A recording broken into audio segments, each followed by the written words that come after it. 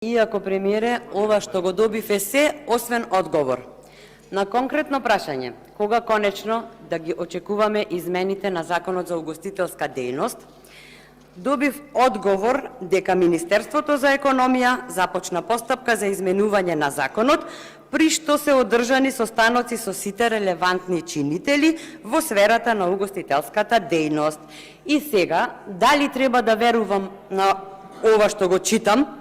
Во никој случај. Зошто?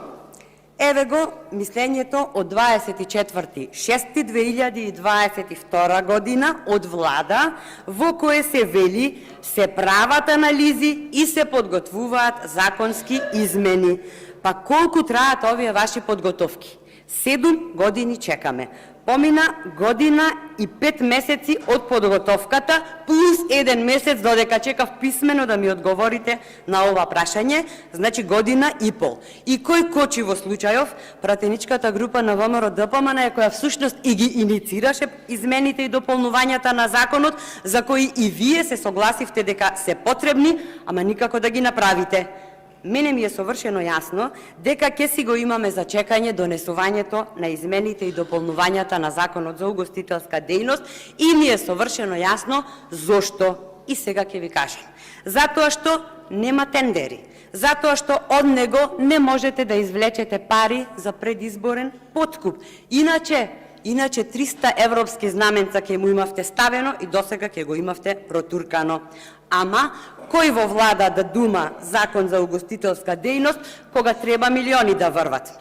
Ке си го почекаме законот, ке си сонуваме за автопат, ке си почекаме конзервација и реконструкција на Скопскиот аквадукт, ветените 5 зип линии кои ќе беа готови до 2018 година, азиските туристи за кои се пофаливте дека сте ги пикирале, ама никако да им го олесните визниот режим, ке си почекаме олеснување за престојот на туристите номади и така натаму, и така натаму. Единствено во што побрзавте беше да го затворите влезот на Охрид на сам почеток на туристичка сезона. Вие дефинитивно година и пол ви е потребно за да смените една дефиниција, а ние јадни очекуваме туризам да развивате.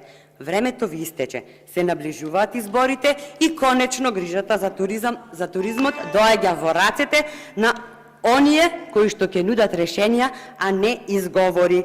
Не сум задоволна од одговорот и немам дополнително прашање. Ја молам пратеничка да биде Стаменко